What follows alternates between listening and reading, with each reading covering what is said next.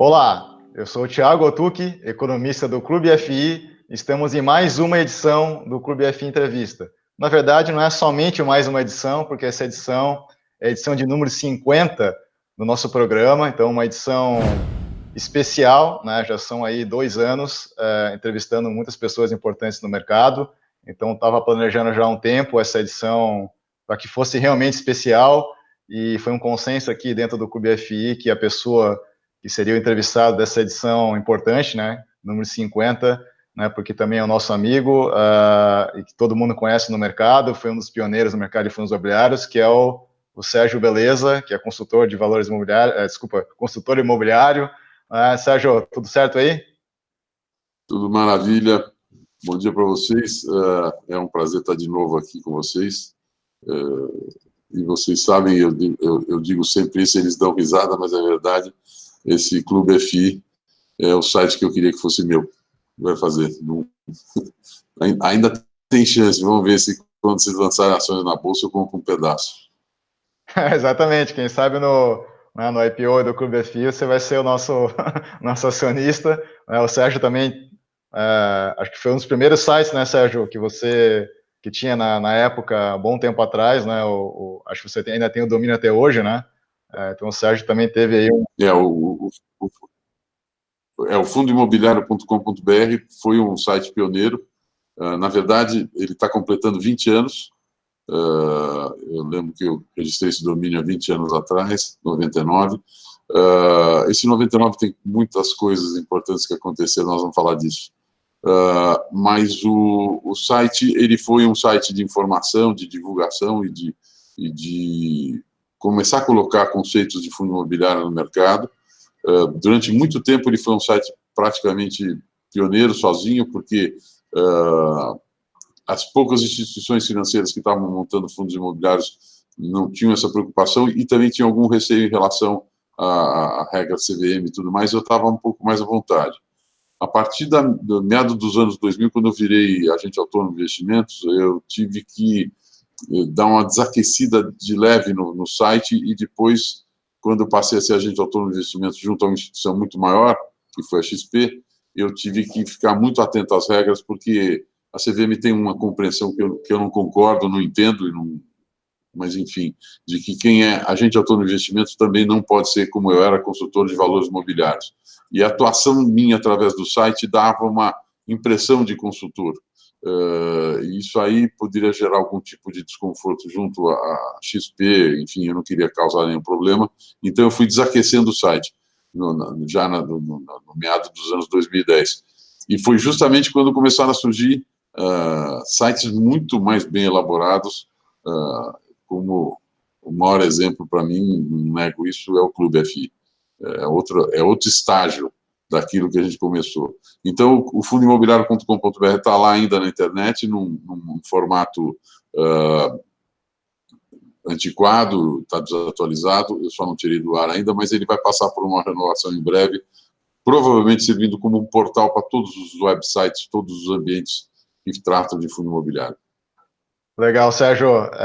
Então, eu queria deixar aqui também alguns recados importantes. O principal deles, né, seria que você que está assistindo agora no dia 25, né, que está sendo publicada essa entrevista na segunda-feira, durante toda essa semana, até o dia 29 de novembro, né, às 23h59, tem a semana Black Friday do Clube FI, onde todo o site, né, do Clube FI está com 20% de desconto, então você pode adquirir o seu plano de assinatura, o seu curso, o seu relatório.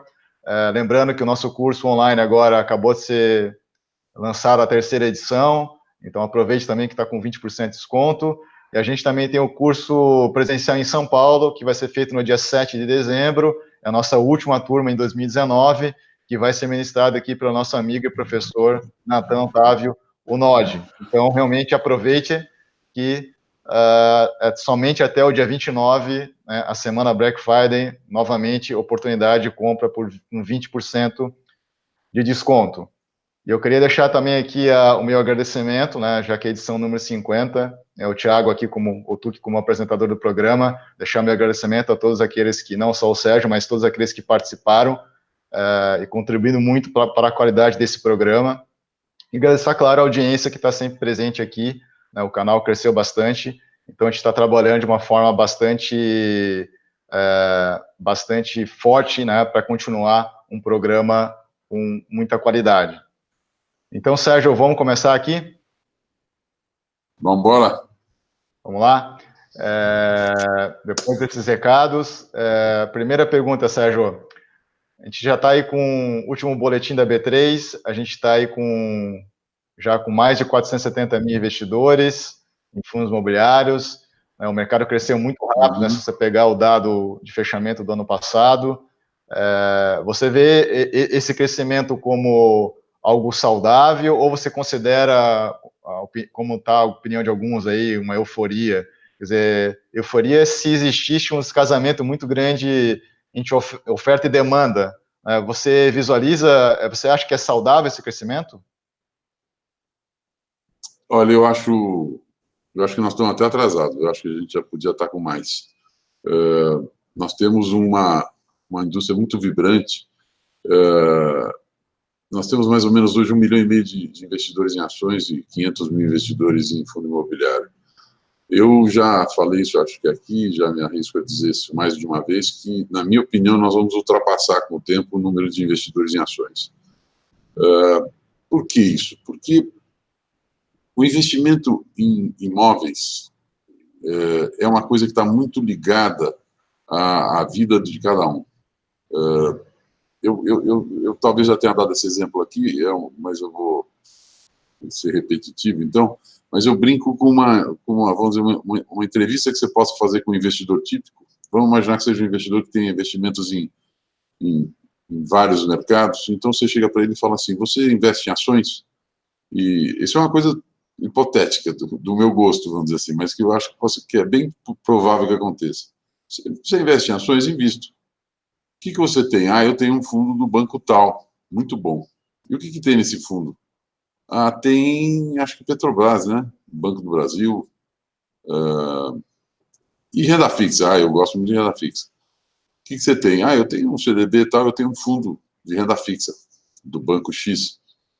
E que tal esse fundo? Muito bom, dá uma rentabilidade boa. O que tem nesse fundo? Acho que título público, né? CDB. Ele não sabe o que tem na carteira. Aí, se você perguntar para ele se já foi alguma assembleia de um desses fundos, obviamente ele vai responder que não, porque nunca ninguém vai numa assembleia de fundo de ações ou renda fixa. Aí, se esse sujeito tiver investimento em fundo imobiliário, você perguntar para ele: e fundo imobiliário? Eu tenho fundo imobiliário. O que você tem? Eu tenho Shopping Higienópolis, vamos dizer. Vou usar esse exemplo hoje porque nós vamos falar dele. E que tal o Shopping Higienópolis? Se aquele bar do terceiro andar não mudar a planta dele, a gente não vai poder usar a expansão do jeito que ela foi feita. Como é que esse cara sabe isso? Porque ele vai em assembleia do Shopping Higienópolis. E a atitude dele, não só de participar da assembleia, de opinar, de estar presente, é uma coisa de dono, de proprietário. Ele entra no shopping e fala: esse shopping é meu. E de imóvel, eu entendo. Então, muitas vezes ele se porta do tipo assim: ações, não sei, do que da fixa, mas imóvel eu sei do que nós estamos falando. Então, a atividade, a familiaridade, a intimidade do investidor com o ativo que ele está entrando é muito maior. Eu tive ontem uma assembleia do TB Office, onde era um momento bastante polêmico da iniciativa de um outro fundo comprar o ativo e encerrar o fundo. É impressionante o número de pessoas que você via lá dentro defendendo a ideia de não vender o imóvel, de querer ficar com o imóvel, e na hora que se comunicou nessa reunião que tinham compradores pagando mais, o próprio ofertante, que era o André Freitas da Red, dizendo que estava chegando uma proposta melhor que a dele, você não via uma comemoração, você via um prazer no rosto dos cotistas, mas você não via uma comemoração, ninguém estava pensando em vender por mais, estava todo mundo querendo mostrar que tem sempre um comprador melhor, então é melhor não vender. Então, esse tipo de intimidade, vamos dizer, de se sentir à vontade investindo em imóvel, é difícil poder ver em ações, porque se você falar em ações, você vai falar assim: o que muda se o câmbio subir, o que vai afetar a empresa onde você está investindo? Aonde que a concorrência dela pode aumentar se amanhã abrir o mercado para a China? O que isso vai representar? Vai aumentar as exportações ou ela vai ter, de repente, um concorrente trazendo para cá produtos igual ao dele? Não existe essa facilidade de você entender. O negócio de fundo imobiliário, especialmente dos fundos de renda frequente, os que a gente chama de fundo de tijolo, que investem em imóveis prontos, acabados, que geram renda frequente, é uma coisa muito fácil de entender, mesmo que seja uma carteira de multiativos. Monoativo, então, nem se fala. Com monoativo, fica muito mais fácil de entender. Então, eu acho que essa intimidade, essa familiaridade que tem entre o investidor e os ativos, faz com que o fundo imobiliário seja uma coisa muito mais prazerosa para ele, muito mais... ele participa mais, ele se envolve mais, ele pergunta mais. É completamente diferente do que o investimento em ações ou renda fixa. Eu acho que o investimento em ações e renda fixa uma coisa um pouco distante. E o negócio de fundo imobiliário, a gente percebe, não só nas assembleias, mas nos grupos de WhatsApp que a gente faz parte, é uma loucura. Mesmo na coluna de comentários do Clube FI, de outros sites, a gente percebe aquela ansiedade, aquela procura por notícias, por interpretações, conhecendo a opinião dos outros, é outro mundo. Realmente, Sérgio, esse exemplo que você falou agora dessa última assembleia, né, e entre outras, isso realmente mostra como o cotista ele se sente realmente o proprietário, né, do empreendimento, é muito mais próximo dele e também tem esse engajamento, né, quer dizer, ele sente que ele realmente tem o poder nas mãos, que foi o que aconteceu agora, nesse caso aí do TB Office, né, quer dizer, ele tem o poder de repente, barrar algo que ele acha que é prejudicial, que está sendo proposto por um cotista majoritário, né, algo que dificilmente vai acontecer numa empresa listada, né, com os acionistas majoritários, né, muitas vezes. E Sérgio, outra questão também, então, você participou, um dos motivos também, você está aqui nessa edição número 50, especial, é que você participou da primeira, edição número 1, né, isso já está fazendo aí 2 anos. Na época eu havia perguntado para você sobre as inovações do mercado de fundos imobiliários, né, em termos de novos segmentos que a gente poderia ter futuramente, ou estratégias diferenciadas dos gestores, né? Então, depois passados esses 2 anos dessa nossa primeira conversa aí no programa, qual que é a tua leitura? A gente realmente conseguiu criar coisas novas? Eu não sinto muito isso. Eu acho que o que teve de muito novo, vamos dizer, que cresceu foram fundos de fundos, isso aí, obviamente, deu uma crescida, mas eu acho que ainda não inovou tanto quanto eu gostaria. Eu acho que por uma realidade do mercado que nós temos hoje, de taxa de juros tão mais baixa, de um potencial de crescimento do mercado tão grande, eu acho que a gente já podia estar um pouco mais para frente. Eu achei que aquela medida, resolução 4661 do Banco Central, do ano passado, 25 de maio do ano passado, que mudou e regulamentou melhor ainda a forma como os fundos de pensão devem investir seus recursos, poderia ter tido um efeito maior no mercado e, por enquanto, eu não estou sentindo tanto isso. Eu vou falar de cabeça aqui os números, porque eu não estou com o boletim aqui na minha frente, mas o boletim da Bolsa já mostra que hoje nós temos mais ou menos, acho que uns 60 e poucos por cento de pessoas físicas investindo nesse mercado, e o resto desse mercado seriam institucionais. Só que esses institucionais que eu vejo ali, desconfio eu, porque a gente não tem essa informação, de que eles sejam, na sua esmagadora maioria, fundos de fundos, que também, por sua vez, tem como majoritariamente investidores, acredito, pessoas físicas também. Então, eu não vejo ainda uma participação importante dos fundos de pensão nisso. Acho que isso vai acontecer, porque, relembrando o que foi a resolução 4661, no que nos interessa, ela diz que os fundos de pensão, a partir daquele momento, que podiam até então investir 8% em imóveis, eles poderiam investir poderiam, não são obrigados, poderiam investir a partir daquele momento em 20% das suas reservas, ou seja, aumentou em 1,5 vezes a possibilidade de eles investirem em imóveis. Isso para nós é fantástico. Esse universo, se eu não me engano, é alguma coisa de 900 bilhões de reais que eles têm para investir. Só que tem uma coisa, eles não podem, a partir então de maio do ano passado, investir em imóveis nunca mais com plano de escritura. eles têm que investir através de instrumentos do mercado de capitais.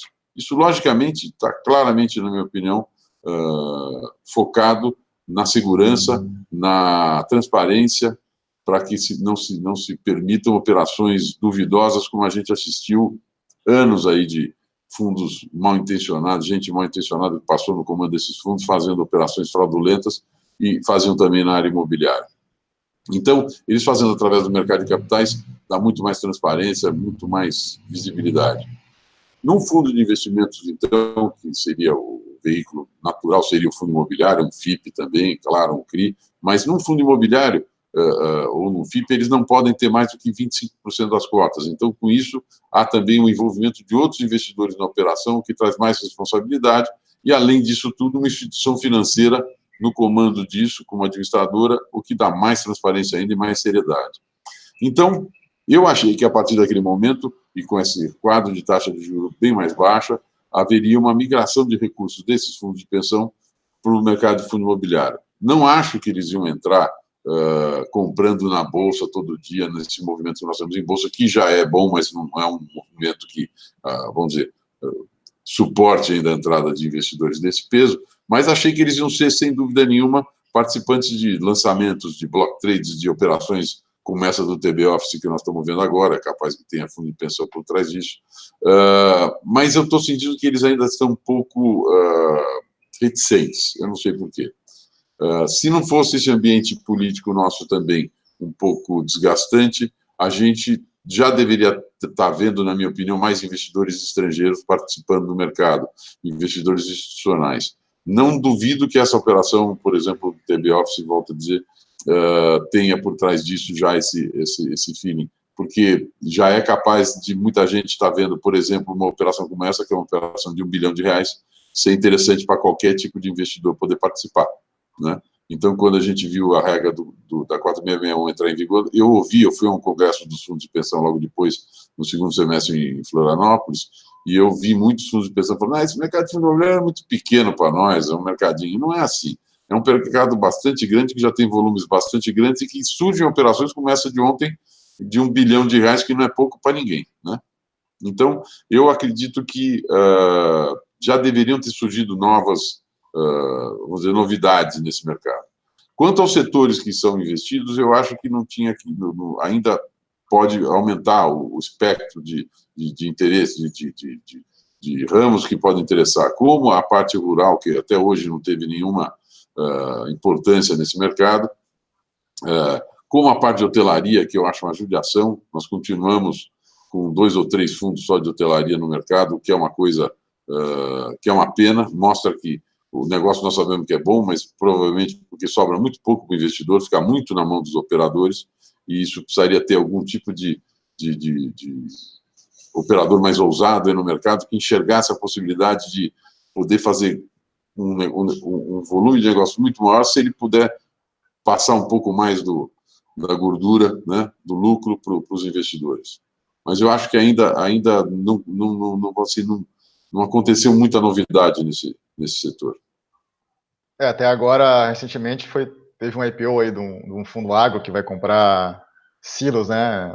O foco dele era armazenagem, então, como você falou, acho que também, do que eu estou vendo aqui, desses últimos 2 anos, poderia ter melhorado essas inovações, ter mais segmentos, enfim, acho que o mercado está também ofertando bastante, né? A gente está vendo isso, tanto o IPO como ofertas follow-on. Mas aí, emendando, eu ia perguntar para você um pouco mais adiante essa questão dos fundos de pensão, essa resolução, né, do ano passado do Banco Central, né, que mudou essa normativa, como você falou. Então, outro dia eu tive a oportunidade de conversar com um gestor que gera um fundo de pensão, que também tem um desafio que eu acho que pode adicionar, não sei se você concorda, que é a questão da meta atuarial, né? Quer dizer, agora o estoque novo de dinheiro não vai alocar mais em quem? Em TNB, né? Quer dizer, que está extremamente baixo, ou renda fixa de forma geral. Então, eu vejo que o fundo imobiliário é uma saída, né? Para esses gestores de fundos de pensão conseguirem manter um nível mínimo aí de meta atuarial para garantir, claro, a aposentadoria dos cotistas desses fundos lá no futuro. E o segundo aspecto também é se você acha que, como o fundo de pensão ele tem realmente uma perspectiva de muito longo prazo, se poderia ter fundos surgindo a partir desses fundos de pensão, que fossem incubados lá dentro e depois a saída fosse no mercado de varejo já, por exemplo, né, um fundo de shopping ou lajes, por exemplo, de incorporação, que para o varejo é muito complicado, mas que para o fundo de pensões poderia fazer sentido, e a partir do momento que esse projeto está mais maturado, né, o fundo já, de repente, gerando renda, poderia ser aberto ao público em geral, né? Então, não sei se você acha que esse poderia ser um caminho também dentro dessa linha que você falou dos fundos de pensão.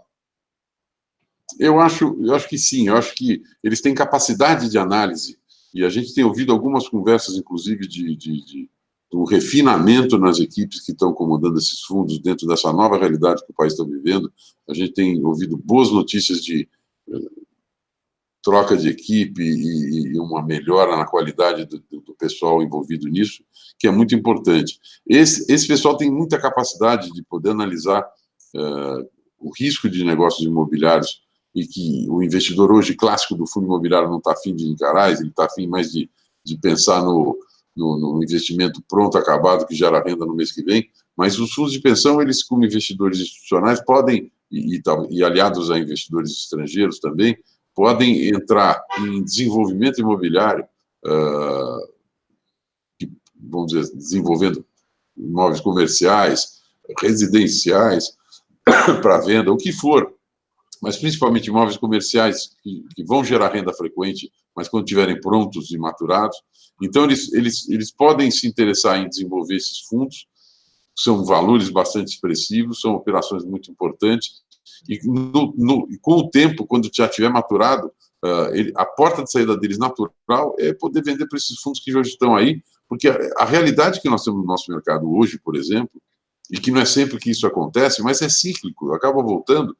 Hoje nós temos uma facilidade tremenda de captar recursos de investidores e temos uma dificuldade muito grande de achar ativos de qualidade para poder comprar para os fundos. Então, os fundos imobiliários podiam estar captando muito mais recursos hoje, atraindo muito mais investidores, mas eles não têm exatamente onde investir. É um problema que a gente está percebendo. Então, eu acredito que o investidor institucional seja uma peça importante para poder analisar e se envolver com investimentos de desenvolvimento e que, sem dúvida nenhuma, a porta de saída, ele já estando dentro do fundo imobiliário, é facílima dentro do mercado, dentro dos momentos melhores. Obviamente, vão ter momentos melhores e piores, mas quem estivesse hoje com fundos de desenvolvimento feitos, que já estariam maturados agora e fossem sair, está no melhor dos mundos. Eu tenho operações muito lucrativas, né? Então, Sérgio, você falou também agora que os fundos, o mercado está crescendo, eu comentei aqui do número de aumento de ofertas, então está entrando caixa aí para os fundos imobiliários. Você falou agora da dificuldade de encontrar bons ativos. Na tua visão, quais são os segmentos que estão com maior dificuldade de achar bons ativos? Dos nossos tradicionais aqui, que a gente conhece, laje corporativa, shopping, galpão logístico industrial, quer dizer, desses, qual você acha que tem maior dificuldade? Difícil falar. Eu acho que talvez seja shopping. Eu acho que shopping é um ativo mais raro e mais difícil de encontrar ativos de qualidade. Não é nada fácil. Você tem grandes operadores que não vendem, né? Isso, para mim, fica evidente. Você vê o Grupo Iguatemi, não vende. O Grupo Multiplan não vende seus shoppings. É mais difícil. Eles têm ações na bolsa, eles vendem participação na empresa, mas não vendem os ativos. Então, não é tão fácil achar. Eu acho que esse é o segmento talvez mais difícil. Mas eu acredito que na parte industrial, logística industrial, também tem muita coisa espalhada, muita coisa assim, mas é difícil você juntar ativos de qualidade. Tipo, eu sempre falo, mas é meu cliente, é meu parceiro há muitos anos, e tipo o caso do Industrial do Brasil, por exemplo, que é, relembrando, um empreendimento que fica em Joinville, que hoje tem 1 milhão de metros quadrados de terreno, Vamos falar do empreendimento inteiro, tá? Existe um empreendimento chamado Perini Business Park, que é proprietário de 1 milhão de metros quadrados de terreno, onde estão instalados 330 mil metros, mais ou menos, de galpão, alugado para cerca de 180 inquilinos. Este empreendimento ele é de 2 fundos imobiliários. O Andrômeda, que é um fundo que tem basicamente investidores estrangeiros, que é o fundo empreendedor de todo esse projeto, e ele tem um pedaço dele que é do Fundo de Investimento Imobiliário Industrial do Brasil, que só tem esse ativo.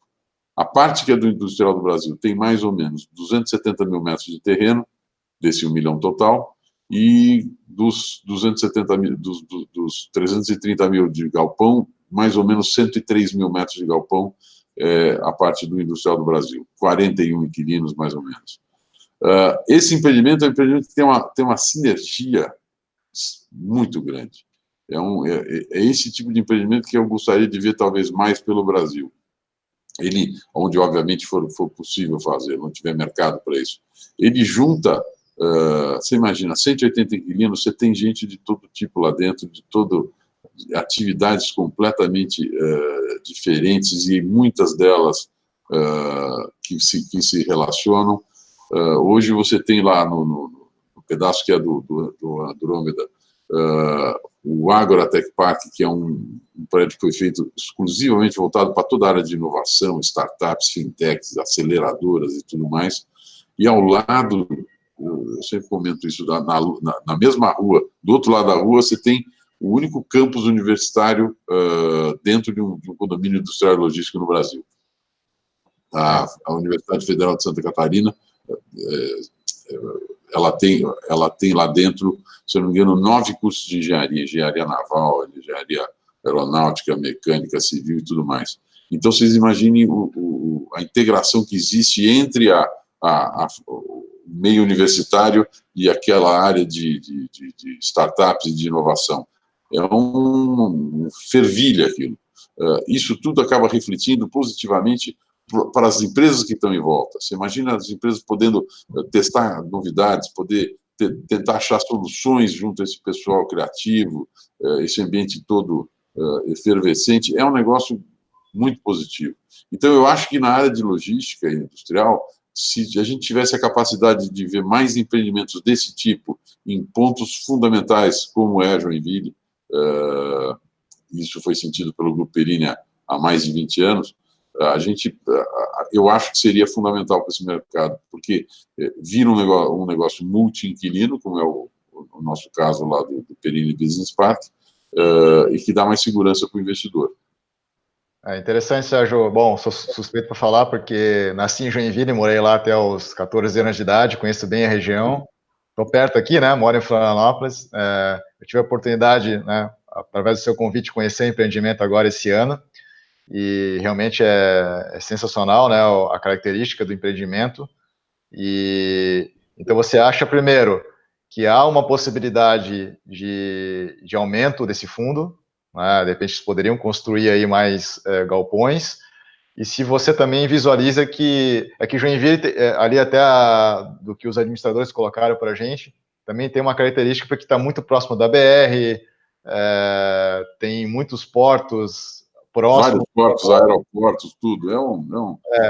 Então você acha que, a minha pergunta é, Sérgio, você acha que daria para replicar em outras regiões um empreendimento como esse do Perini Business Park? Eu acho que quem entende do assunto pode identificar pontos importantes no Brasil onde você poderia ter esse tipo de integração. Nós tivemos uma sorte lá muito grande, porque isso tudo aconteceu em função da existência de uma fábrica que foi feita lá por esse gênio, que é o Dr. Fábio Perini, que é um industrial italiano, que montou sua fábrica lá em Joinville. Ela está lá até hoje, não fica no ambiente do Perini Business Park, fica mais na entrada da cidade. Ele montou essa indústria dele lá. Essa indústria faz máquinas que produzem papel tixo, papel absorvente. Quando ele já era o maior do mundo, ele foi comprado por um grupo alemão na década de 90, e ele vendeu a fábrica dele, e ele percebeu, nessa curta vivência dele em Joinville, ele percebeu como era forte o mercado naquela região, como ia ser carente de espaços como aquele que ele fez da fábrica dele e como ele sofreu para fazer uma fábrica no Brasil. Então, ele falou, eu não vou tirar o dinheiro. Quando ele vendeu o grupo todo, na década de 90, ele falou, eu não vou tirar o dinheiro da venda dessa fábrica de Joinville, eu vou manter aqui no Brasil, porque eu vou comprar terras, que é muito barato, e era muito barato. Ele comprou terras, aliás, bem mais baratas ainda, perto do distrito industrial, porque ele é uma área de terra muito molhada, plantação de arroz, para você ter uma ideia. E ele comprou essas terras e falou, eu vou construir um condomínio, eu vou construir galpões, eu sei fazer galpões, ele é gênio, esse homem, e ele falou, eu vou construir galpões melhor do que hoje são construídos aí, e vou alugar, e vou ter um negócio que vai me gerar renda frequente. Então, ele comprou, hoje, na verdade, toda a área do Perini Business Park. Se o Perini hoje ocupa 1 milhão de metros quadrados, se eu não me engano, o grupo Perini e os seus investidores lá de fora têm, o Andrômeda, enfim, são proprietários de mais 1.600.000 metros quadrados que hoje estão arrendados ainda para fazendas em volta. Então, ele tem muito espaço para crescer. Na medida em que o mercado tiver necessidade, eles estão crescendo. Alguns imóveis que eles constroem no Andrômeda são imóveis que eles constroem no risco, ou seja, sem ainda inquilino definido, e alguns outros já são por encomenda. O sonho dos investidores do industrial do Brasil é que o Andrômeda precise de parceria para poder crescer, então o industrial, para crescer, compraria pedaços do Andrômeda, receberia pedaços do Andrômeda para fazer caixa para o Andrômeda poder crescer. Isso é, na minha opinião, uma tendência natural, né? O que é importantíssimo nessa história do Perini Business Park é a continuidade da gestão e da boa administração, porque continua sendo gerido como há 20 anos atrás pelo Grupo Perini, e com o comando aqui no Brasil do Marcelo Hack, que é um competente administrador, que é o CEO para a América Latina do Grupo Perini, e que tem uma mão de ferro e tem um faro muito grande para novidades, está sempre aberto para sugestões. É uma coisa interessante ver como eles são dinâmicos, como eles foram ao longo desses 20 anos. Eu acompanhei isso de perto, porque fui administrador do Andrômeda lá na Coinvalores até 2007, depois saí de lá, virei um consultor esporádico deles, sou até hoje, e a Coinvalores continua administrando, faz uma administração muito bem feita. Então, existe uma perenidade, uma continuidade, e ao mesmo tempo um arrojo, uma visão aberta para o mundo, para ver o que tem de novidade, para poder estar aproveitando isso, que eu acho sensacional. Quem puder ter essa mesma disposição, puder fazer isso em outro ponto importante no Brasil, que tenha as características de Joinville, vai ter muito sucesso.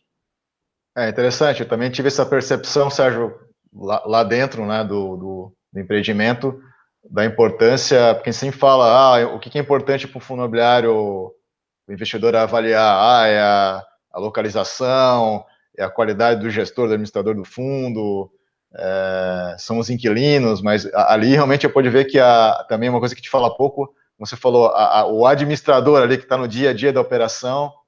Isso também o pessoal de shoppings fala muito, né? Os gestores de shoppings levam muito isso em consideração quando vão comprar um shopping, avaliar quem vai ser o administrador, porque realmente isso faz total diferença no sucesso, né, do empreendimento, e principalmente com taxas baixas aí de vacância, né? E Sérgio, dentro dessa linha ainda aí de inovação do nosso mercado, de ter mais oportunidades e bons imóveis, você é bastante envolvido com essa questão dos CEPACs, né? Você estava comentando agora, antes da entrevista, de uma operação específica que está aí travada e que nós estamos falando que é o grande filé mignon no nosso mercado, aí, que é a região da Faria Lima, né? Gostaria que você falasse um pouco o que é o CEPAC e o que você está trabalhando aí nessa região. Bom, o CEPAC, ele é um título emitido, ele era um direito que a prefeitura vendia, que a partir de 2003, 2004 se transformou num valor mobiliário, está inserido dentro do mercado de capitais, por isso que eu me envolvi com ele. E o CEPAC é um título em que, dentro das operações urbanas consorciadas, uma operação urbana consorciada, eu não sou especialista nisso, mas vou tentar explicar. É uma operação urbana consorciada, é uma operação que se define dentro do município, onde vai haver um investimento tão grande que a prefeitura não consegue fazer aquilo sozinha, com recursos próprios. Então, é feito um estudo muito grande que envolve um EIA-RIMA, envolve todo um planejamento urbanístico muito importante, pensando no futuro, e aí se decide que naquela região precisa de muita obra para ser feita. Então, o que eles fazem? Eles vendem potencial construtivo, aumentando o potencial dos terrenos da região, vendendo esse potencial para que eles possam, as construtoras possam fazer uso maior daquela área, e com esse dinheiro, obrigatoriamente, tem que gastar nas intervenções que foram planejadas. Então, tentando explicar bem, é o seguinte: quando você faz uma emissão... Eu considero o negócio de CEPACs uma das coisas mais importantes que existem, e tem muita cara de Brasil moderno e como a gente gostaria que o país fosse. Por quê? É um negócio muito sério em termos de arrecadação dos recursos e de aplicação desses recursos. O dinheiro da venda do CEPAC não vai para a mão da prefeitura. Funciona mais ou menos assim: a prefeitura aprovou uma emissão global, por exemplo, do setor Faria Lima, então tem um mapa da região que é abrangida por essa operação, e dentro desse setor, os terrenos geralmente podem ir até uma vez o tamanho do terreno ou 2 vezes o tamanho do terreno em alguns poucos casos. Ou seja, se você tem um terreno de 1.000 metros, você pode construir 1.000 metros de construção. Basicamente é isso, a grosso modo é isso. Se você tem, no caso de potencial 2, se você tem um terreno de 1.000 metros, você pode fazer 2.000 metros, ponto final. Com o CEPAC, você pode ir a 4 vezes. Então, se você podia chegar a 1.000 metros de construção, você pode, num terreno de 1.000 metros, você pode chegar a 4.000 metros, comprando mais 3.000 metros em CEPACs. Esse título é um título que é lançado via leilões. A emissão primária dele, então, é através de leilões que são feitos em bolsa. Eu participo disso desde o primeiro, eu sou um tradicional corretor nesse mercado. No setor Faria Lima, como em outros setores, quando o recurso entra da venda do CEPACs, ele vai para uma conta na Caixa Econômica Federal, que tem toda a transparência, e ele tem que ser utilizado para fazer aquelas obras que justificaram a aprovação disso na CVM. Então, é um negócio super fiscalizado, muito interessante, que eu até brinco que está na hora... Brinco não, eu acho que está na hora da academia discutir, depois de 15 anos de uso do CEPAC, quais são os pontos positivos, quais são os pontos negativos, o que pode ser feito para melhorar. Mas é inegável que isso aí trouxe transparência, trouxe responsabilidade, e garanto para vocês que a corrupção deve ter diminuído muito nesse âmbito em função dessa transparência. Então, hoje existe, infelizmente, por incompetência, na minha opinião, desculpe o termo, mas de quem está administrando essa situação, que é a Prefeitura de São Paulo e o Banco do Brasil como líder dessa operação, eles já deveriam ter lançado essa operação de CEPACs Faria Lima há 1 ano atrás. Está atrasado 1 ano, pelo menos. O mercado já estava aquecendo, já estava ficando bom, já daria para ter vendido uma boa parte de CEPACs no mercado, e hoje está fazendo um segundo leilão para poder atender o que tivesse de necessidade hoje. Porque, para vocês terem uma ideia, hoje existem, nessa emissão que foi aprovada nesse mês agora de novembro, um total de 160 mil CEPACs Faria Lima que a Prefeitura de São Paulo vai poder vender. Isso pode trazer uma arrecadação de mais de R$1 bilhão para a Prefeitura poder fazer as obras que ela precisa fazer, em especial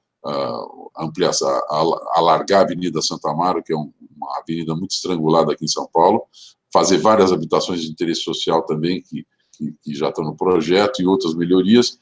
E isso aí, esses CEPACs que estão sendo ansiosamente aguardados que sejam colocados em leilão, vão startar provavelmente cerca de 30 prédios na região da Faria Lima, entre residenciais e comerciais. Vocês imaginam que isso gera de emprego, movimento econômico, impostos e tudo mais. Isso vai mexer com o mercado, sem dúvida nenhuma, isso tem que ficar de olho, porque se hoje nós estamos vendo cair rapidamente a vacância dos prédios comerciais, que é o que nos interessa na área de fundo imobiliário, na região da Faria Lima, quando esse leilão do CEPAC ficar definido e finalmente sair, que já foi adiado 2 vezes, espero que agora seja definitivamente programado ainda para esse mês de novembro, nós vamos ter várias obras saindo ao mesmo tempo na região naquela região da Faria Lima. Então, dentro de 3 ou 4 anos, nós vamos perceber o que isso vai mexer com os preços de locação no mercado.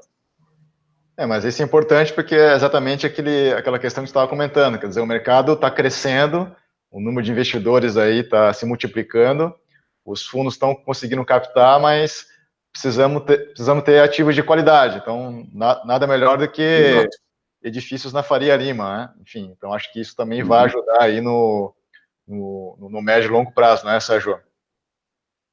Sem dúvida, e nós vamos ter, e o fato de estar tão atrasada essa emissão de Faria Lima é uma pena, porque, para você ter uma ideia, quando você aprova uma emissão de CEPACs na CVM, ela tem validade para 2 anos, ou até acabar os CEPACs do que acontecer primeiro. Então, se essa emissão tivesse sido aprovada na hora certa, que seria 1 ano atrás, e não tem nenhum motivo para eles terem atrasado tanto, a não ser, infelizmente, a morosidade de uma prefeitura e de um banco estatal, é isso aí.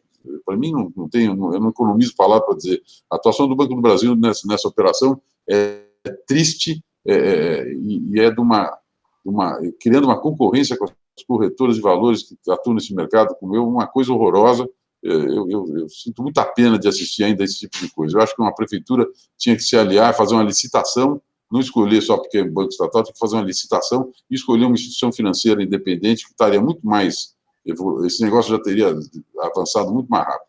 Mas, enquanto isso que está acontecendo isso na Operação Faria Lima, está parado tudo que precisa ser feito na Operação Urbana Água Espraiada, que também vai impactar bastante lá, e a Operação Urbana Água Branca, então, que nem se fala, que é uma operação que nem decolou, porque essa operação foi feita no governo do Haddad, na prefeitura, que criaram 2 bobagens gigantescas nessa operação. A primeira delas foi dividir o CEPAC em residencial e comercial, que não precisa, porque a operação urbana já vem com o que vai poder ter de potencial a ser adicionado de comercial e o que vai ter de potencial residencial a ser adicionado.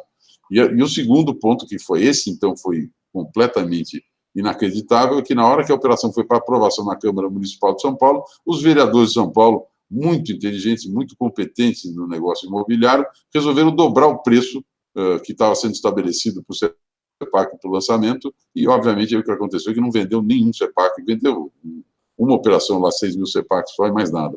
Então, desde então, não existe, o setor da Água Branca está travado e parado por conta dessa loucura. Então, veja bem, eles ainda precisam fazer sair a Operação Faria Lima para começar a startar tudo isso na região Faria Lima com força, para depois eles fazerem a Operação da Água Espraiada e depois ainda fazer a Operação da Água Branca. Quer dizer, não dá para...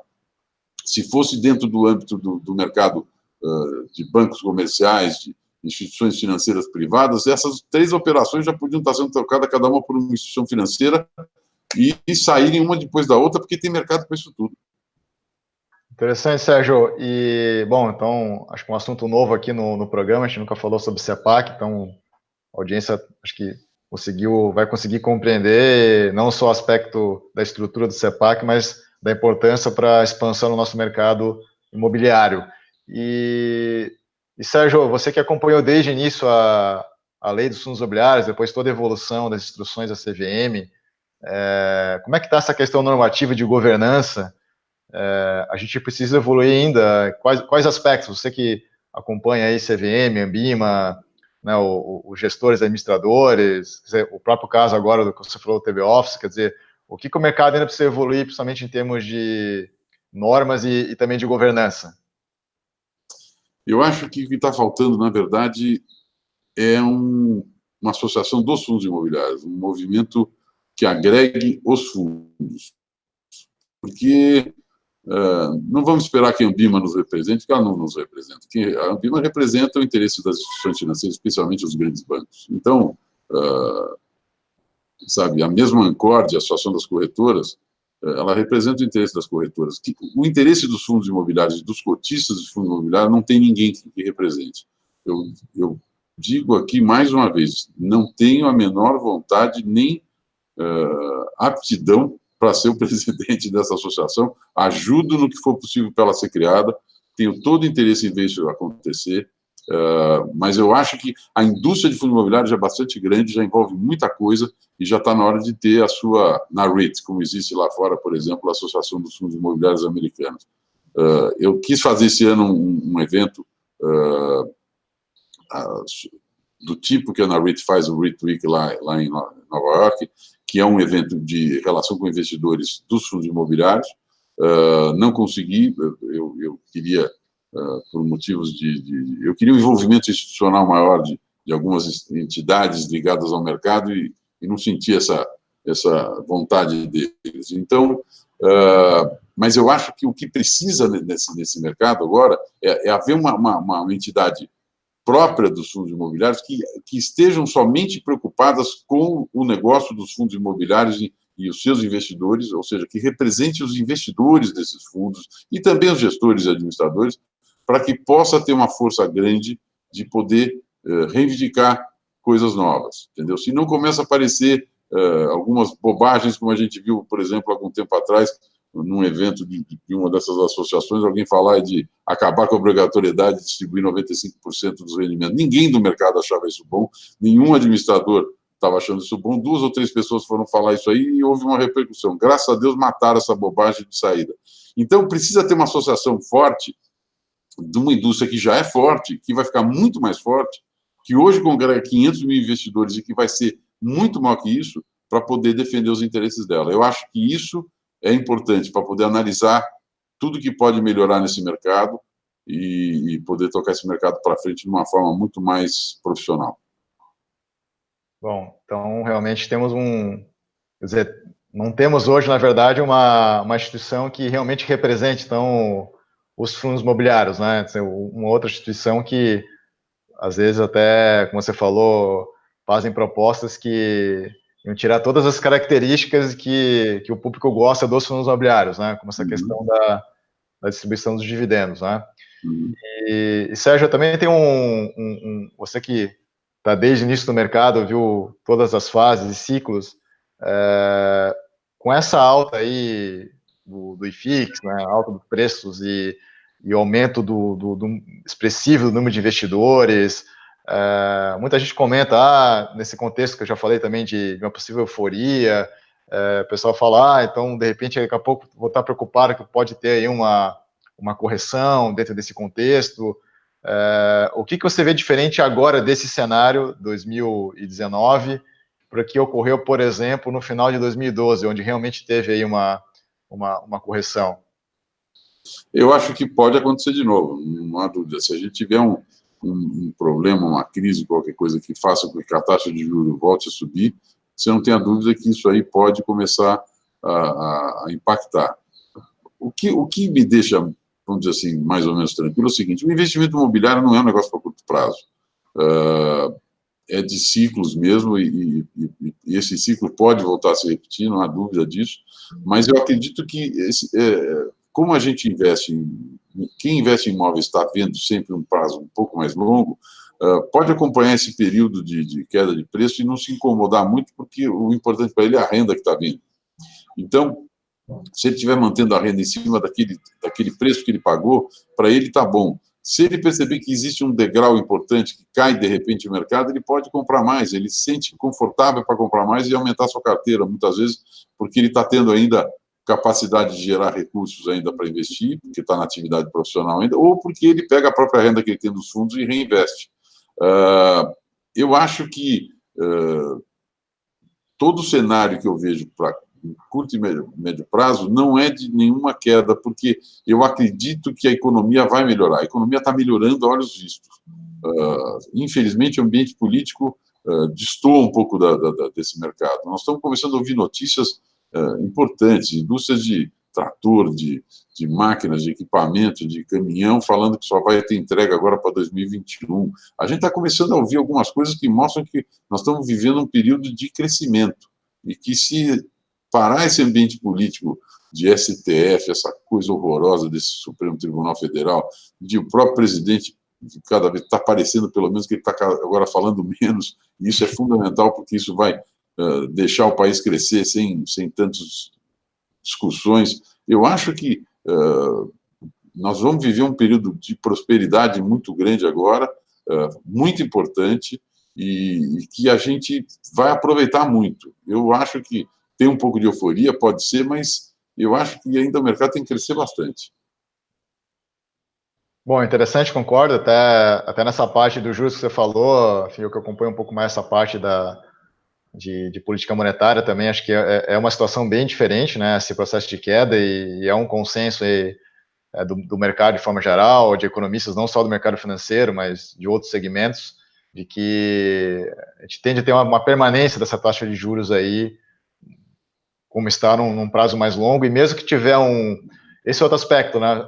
Mesmo que tiver um aumento, porque isso faz parte também do ciclo de política monetária, não quer dizer que se você tiver uma taxa de 5 que for para 5,5, 6, é que vai ser o desastre do mercado imobiliário.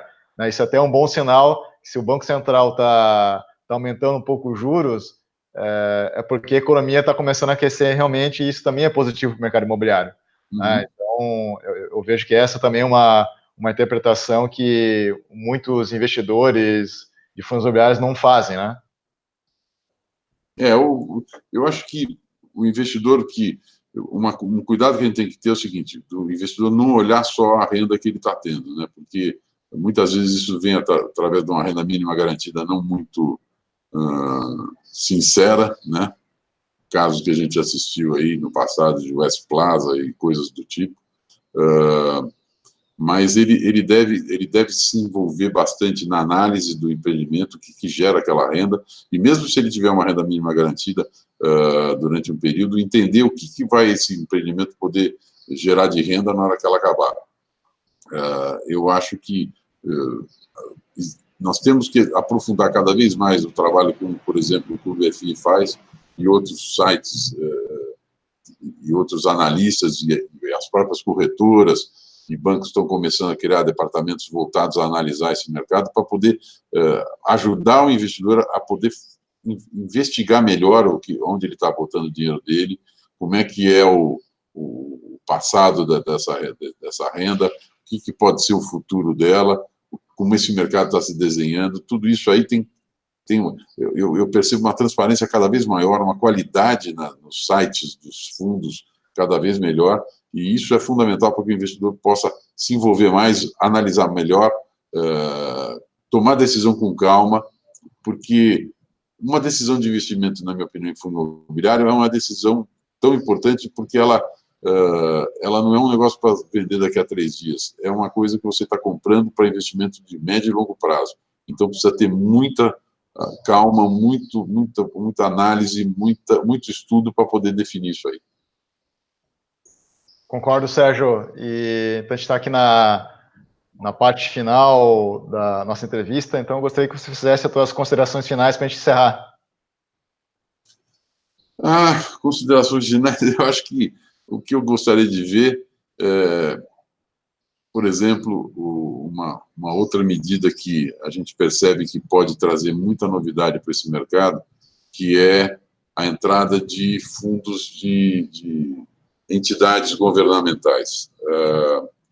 Nós temos um fundo dos imóveis do governo do Estado de São Paulo, que está sendo já estruturado e deve vir ao mercado daqui a algum tempo, mas não para o mercado de investidor tradicional, vai ser para um investidor institucional, sem dúvida.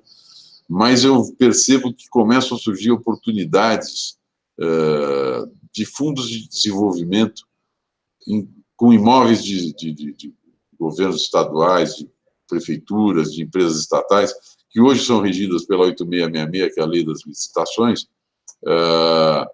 e que eu brinco que é só mudar para a lei vizinha, que é a 8668, que é a lei dos fundos imobiliários. Você pegar um grupo de imóveis interessantes, por exemplo, terrenos de grande qualidade. Nós temos, evidentemente, imóveis que hoje atendem a departamentos